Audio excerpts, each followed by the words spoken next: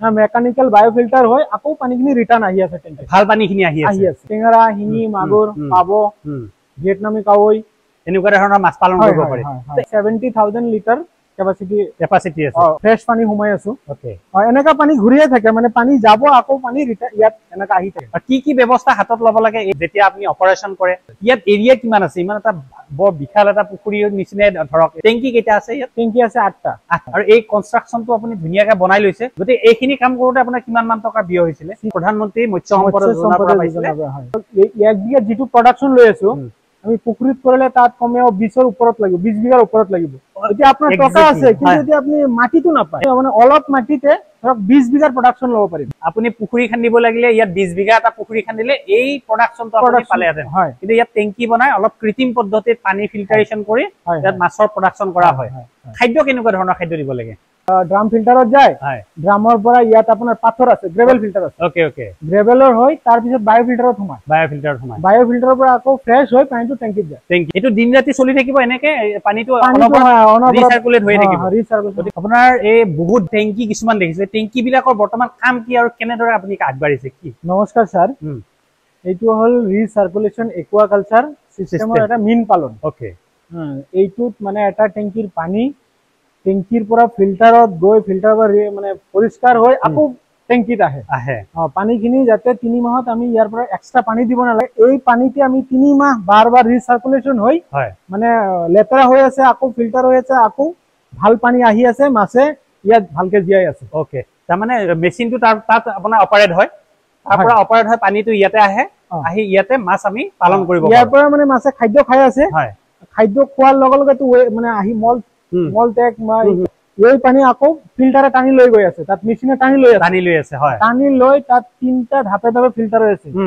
Mechanical বায়োফিল্টাৰ হৈ আকৌ পানীখিনি ৰিটাৰ্ণ আহি আছে টেংকি ভাল পানীখিনি আহি আছে গতিকে ইয়াতে কেনেকুৱা ধৰণৰ কি প্ৰজাতিৰ মাছ আমি পালন কৰিব পাৰোঁ ইয়াত যেহেতু খৰচাটো অলপ বেছি সেইকাৰণে ধৰক বজাৰৰ যিবিলাক অলপ চাহিদা থকা মাছ দামী মাছ সেইবিলাক কৰিলে আমাৰ অলপ প্ৰফিট হ'ব যেনে কেনেকুৱা ধৰণৰ মাছ যেনে টেঙৰা শিঙি মাগুৰ পাব ভিয়েটনামী কাৱৈ এনেকুৱা ধৰণৰ মাছ পালন কৰিব পাৰি এটা যিটো এটা টেংকি দেখিছো আপুনি আহক আছিলে এই টেংকিটো এটা কিমান ব্যাসাৰ্ধটো কিমান মান আছে ইয়াত ইমান এইটো হল আপোনাৰ 8 ডায়ামিটাৰ 8 ডায়ামিটাৰ আছে 27 ভিতরে আছে ফুটত যদি 27 ফুট আছে মোটামুটি এটা 70,000 লিটাৰ কেপাসিটি আছে এই পানীটো কি কৰে এইটো পানীটো এটো আমি একবাৰ কালচাৰ লৈ এতিয়া নতুনকে আকৌ মাছ দিম ফ্ৰেছ পানী সোমাই আছো এনেকা পানী ঘূৰিয়ে থাকে মানে পানী যাব আকৌ পানী ইয়াত এনেকা আহি থাকে এইটো দি আহি থাকিব ওকে এতিয়া এইবিলাক কি হল এৰেশনৰ কাৰণে মানে অক্সিজেনৰ পানীটো যাতে অলপ উলট-পালট ঘূৰি থাকে কি ব্যৱস্থা হাতত ল'ব লাগে এই মানে যেতিয়া আপুনি অপাৰেশ্যন কৰে যদি এটা মাছ পালন হৈ আছে যেনিবা আপুনি অপাৰেশ্যনত কি কাম কৰিব লাগে মেইনলি আপোনাৰ pH টো চাবই লাগে pH টো মানে আৰু সপ্তাহত মানে 2-3 দিন আপোনাৰ এমোনিয়াটো চেক কৰিলে আপোনাৰ মানে নিশ্চিন্ত থাকিব মানে এমোনিয়া অলপ বাঢ়ি গলে কিন্তু আমাৰ কাৰণে ডেঞ্জাৰাছ ইয়াত এৰিয়া কিমান আছে ইমান এটা বৰ বিশাল এটা পুখুৰীৰ নিচিনাই ধৰক টেংকি কেইটা আছে ইয়াত টেংকি আছে 8টা টেংকি আছে আৰু ইয়াত এৰিয়াটো কিমান আছে এৰিয়াটো প্ৰায় 1.5 বিঘা মান মাটি আছে আমাৰ 1.5 বিঘাটো মাটি আছে আৰু এই কনষ্ট্ৰাকচনটো আপুনি ধুনীয়াকৈ বনাই লৈছে মানে ফেন দি দিছে ন এইবিলাক মেজাৰমেন্ট যাতে অলপ টেম্পাৰেচাৰটো অলপ মেজাৰমেন্ট হয় টেম্পাৰেচাৰটো মেজাৰমেন্টৰ কাৰণে আপোনাৰ হেতু দি দিয়া হৈছে মেজাৰমেন্ট ফেন দিছো গতি এইখিনি কাম কৰোতে আপোনাৰ কিমান মান টকা ব্যয় হৈছিলে 62 লাখ ব্যয় হৈছে 65 লাখ টকা ব্যয় হৈছিলে 30 লাখ আমি ডিপাৰ্টমেন্টৰ পৰা পাইছো হয় এটা ডিপাৰ্টমেন্ট প্ৰধানমন্ত্ৰী মৎস্য সম্পদ যোজনাৰ পৰা পাইছিলে গতিকে আপুনি ইয়াতে কেনে ধৰণৰ আপুনি এতিয়া মাছ কেনেদৰে পালন কৰি আছে আমাৰ কৃষকসকলক অলপ জনাব আৰু ইয়াৰ পৰা আপুনি কেনেকুৱা ধৰণৰ মাছ বজাৰত আপুনি উলিয়াই দি আছে এইটো ধৰক আমাৰ যেহেতু মাটি আছে কিন্তু ধৰক এক বিঘা যেটো প্ৰডাকচন লৈ আছো আমি পুখুৰীত কৰিলে তাত কমেও 20ৰ ওপৰত লাগিব 20 বিঘাৰ ওপৰত লাগিব এতিয়া আপোনাৰ টকা আছে কিন্তু যদি আপুনি মাটিটো নাপায় এক্স্যাক্টলি হয় আমি মানে অলপ মাটিতে ধৰক 20 বিঘাৰ প্ৰডাকচন ল'ব পাৰিম 20 বিঘাৰ প্ৰডাকচন মানে আপুনি পুখুৰী খান্দিব লাগিলে ইয়াত 20 বিঘা এটা পুখুৰী খান্দিলে এই প্ৰডাকচনটো আপুনি পালেহেঁতেন কিন্তু ইয়াত টেংকি বনাই অলপ কৃত্ৰিম পদ্ধতিত পানী ফিল্টাৰেশ্যন কৰি ইয়াত মাছৰ প্ৰডাকচন কৰা হয় এতিয়া আমাৰ কৃষকসকলে এনেকুৱা আপুনি 8টা টেংকি বনাইছে এটা টেংকিত এনেকুৱা কৰিব পৰা কিবা ব্যৱস্থা থাকে নেকি নিশ্চয় আছে নিশ্চয় থাকিব নহয় জানো ইয়াত কেপাসিটিটো হলেও কম হ'ব ৰাখাৰ কেপাসিটিটো টেংকিত কিমান মাছ ধৰিব এটা টেংকিত কিমান মাছ এটা টেংকিত মোটামুটি 6 মান্থত আমি 30 কুইণ্টেল উঠাব পাৰি 30 কুইণ্টেল আপুনি মাছ উঠাব পাৰে আৰু কিমান মাছ দিব লাগিব ইয়াত মাছ দিব লাগিব আপোনাৰ 4,000 4000 মাছৰ পোনা কিমান আমাৰ আঙুলি দৈৰ্ঘ্য পোনা দিব লাগিব যদি আমি আইএমসি কৰো আৰু যদি হিঙি মাগুৰ কৰো তেতিয়া হলে আপোনাৰ 25000 দিব লাগিব 25000 হয় 25000 আপোনাৰ ধৰক এইবিলাক ম্যাক্সিমাম 40 ৰ পৰা 70 গ্ৰাম লৈকে ডাঙৰ হয় ওকে গোটেইখিনি তো আপুনি 70 গ্ৰাম নাপায় কিছুমান 40 গ্ৰাম 50 গ্ৰাম 60 গ্ৰাম 70 80 এনেকা 6 মাহত হৈ যায় 6 মাহত আপুনি 6 মাহৰ মুৰে মুৰে এটা টেংকিৰ পৰা মানে আমাৰ 8টা টেংকিৰ পৰা মাছ উঠাব পাৰে নহয় জানো হয় খাদ্য কেনেকুৱা ধৰণৰ খাদ্য দিব লাগে খাদ্য পুখুৰীৰ নিচিনাই পুখুৰীত যি খাদ্য দিয়ে আপুনি সেই খাদ্য যোগান ধৰিব মানে আমি কৃত্ৰিম খাদ্য ধৰক পিলেটেড ফিড হয় হয় হয় মানে উপঙি থকা খাদ্য হয় মানে অলপ ভাল কোম্পানীৰ হয় মানে ধৰক যেহেতু আমি ইয়াত টেংকিত মানে পুখুৰীটো ধৰক মানে আপনি খাদ্য দিলে জৰিমনে খাদ্য দিলে মানে পচি গলে মাটি অলপ লৈ যায় কিন্তু ইয়াত এনেকুৱা খাদ্য দিব লাগে যেটো খাই মাছে গ্ৰোথ নহয় যাতে খাইছে খোৱাৰ পিছত পানী লেতেৰা হৈছে যাতে আপোনাৰ মানে গ্ৰোথ হয় ফাস্ট গ্ৰোথ হয় ওকে ওকে যেনেকুৱা গ্ৰোয়েল হক কাৰ্গিল হক এইবিলাক ভাল কোম্পানী এনেকুৱা ধৰণৰ ভাল খাদ্য দিলে মাছৰ উৎপাদন বঢ়াত সহায় হয় যদিও ফিডটো দামী কিন্তু ইয়াত দামী বুলি যদি আমি কম দামী দিও তেতিয়াহলে আমাৰ এইটো বেছি লছ ওকে ওকে এতিয়া এটাই ভাল লাগিছে যে এজন মানুহৰ যদি মাটি বহুত মাটি নাথাকে ধৰক আপুনি 20 বিঘাৰ মাটিৰ লগত ইয়াৰ তুলনা কৰিছে যাৰ মাটি নাথাকে এনেকুৱা ধৰণৰ টেংকি বনাই মাছ পালন কৰিব পাৰো নহয় জানো এটো কেনেকৈ ব্যৱহাৰ কৰে আপুনি এইটো আমি অক্সিজেনটো মোটামুটি সদায় দিব লাগে 24 ঘণ্টাত অক্সিজেন দিব নালাগে 24 ঘণ্টাত আপোনাৰ এই পানীটো মুভিং হৈ থাকিব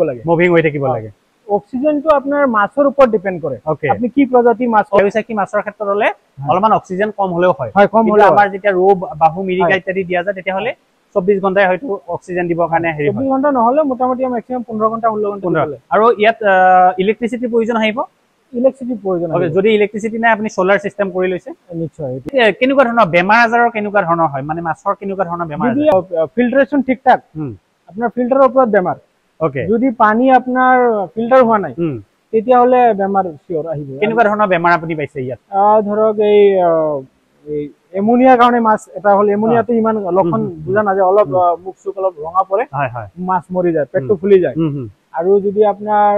এই কিছুমান ছাল পচা বেমাৰো হয়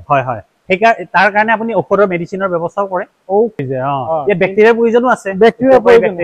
নহয় জানো গুড বেক্টেৰিয়াৰ প্ৰয়োজন চিষ্টেমটো অলপ শিকিবলগীয়া আছে নহয় জানো আপুনি ক'ত ট্ৰেইনিংটো ক'ত লৈছিলে এনেটো কলকাতাত ট্ৰেইনিং লৈছো কলকাতাত ট্ৰেইনিং লৈছিলে কেনেদৰে কৰে বা ইয়াৰ হেৰি পৰা ষ্ট্ৰাকচাৰ এটো আপুনি এখিনি বনাওতে কিমান মান সময়ৰ ভিতৰত হৈছিলে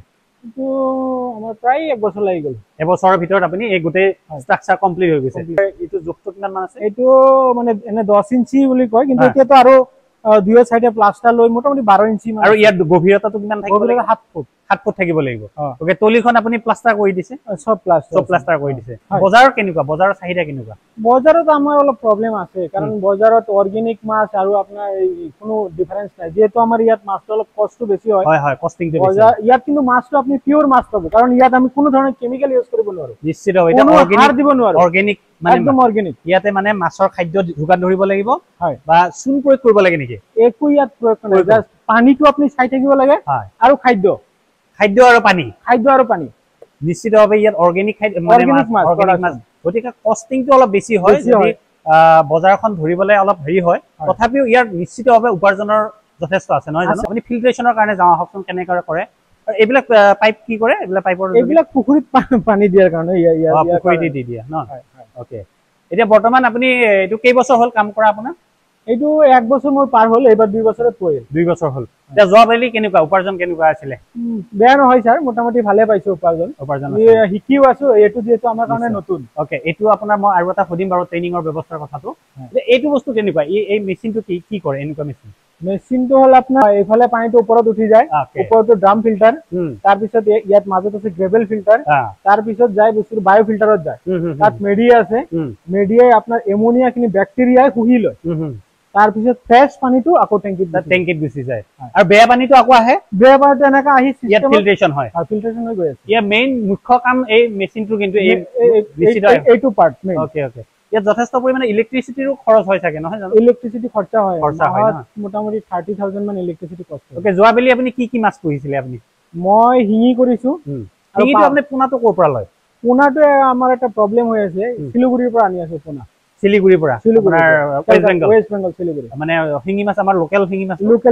কিমান পিসটো কিমান পৰে পিস 2 টকা লয় 2 টকাকে আমাৰ ইয়াতে আহি একদম ডেলিভাৰি হয় ওকে হিঙি মাছ আৰু কি মাছ পোহে পাব পাবদাটো ক'ৰ পৰা আনে আপুনি? পাবদাটো কেলকাতাৰ পৰা আনে। মানে তাত প্ৰাইচটো কিমান পৰে? প্ৰাইচটো অলপ বেছি পৰে ন। যদি অলপ ডাঙৰ মানে 1.5 ইঞ্চি 2 ইঞ্চি হলে 3 টকা পৰি যায়, 3 টকা মান পৰে। গতিকে আমাৰ কোনটো প্ৰজাতি মাছ আপোনাৰ এই চিষ্টেমত আপোনাৰ ভাল হয় বেছি মানে উপাৰ্জনৰ কাৰণে? পাভ মাছৰ উপাৰ্জন ইয়াত যথেষ্ট পৰিমাণে কৰিব পৰা যায় এই টেংকিত, নহয় জানো?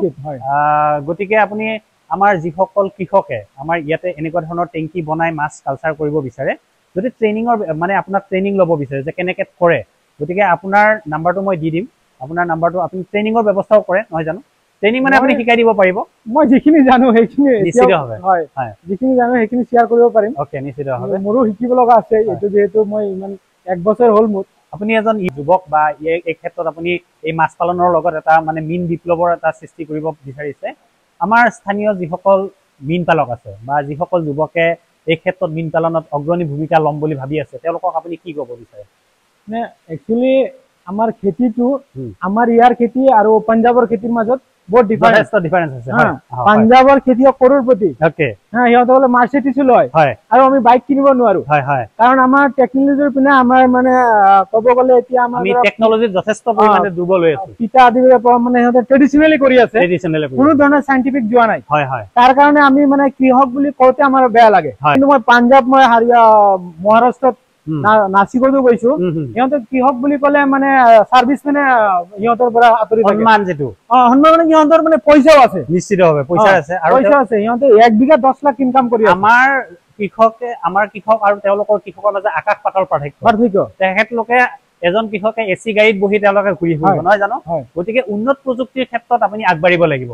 মীন ক্ষেত্ৰতো যথেষ্ট পৰিমাণৰ উন্নত প্ৰযুক্তি আহিছে, আপুনি যিটো ব্যৱহাৰ কৰিছে। এনেকুৱা ধৰণৰ উন্নত প্ৰযুক্তি ল'লে ভৱিষ্যতে আমাৰ কম পৰিসৰতে মাছৰ উৎপাদন কৰিব পৰা যাব। আৰু আপুনি আমাৰ যুৱক যুৱতীসকলক যিসকলে বৰ্তমান প্ৰাকৃতিকভাৱে পুখুৰীত মাছ পালন কৰি আছে, আপুনিও মাছ পালন কৰি আছে, কি উপদেশ দিব তেওঁলোকক? মই মাছত কেনেকুৱা মানে ভৱিষ্যত কেনেকুৱা দেখিছে? মানে বেলেগ কামৰ লগত মাছ খেতি কৰিব পাৰে, কাৰণ ৰাতিপুৱা একবাৰ খানা দিব লাগে আৰু ইভিনিঙত দিব লাগে, আৰু গোটেই দিন না আপোনাৰ গৰু এইটো নষ্ট কৰিব নে বেলেগ কোনোবাই লৈ যাব, কোনো অসুবিধা নাই। বেৰা চেৰা দিয়াৰ দৰকাৰ নাই, আপুনি মাছ এৰক,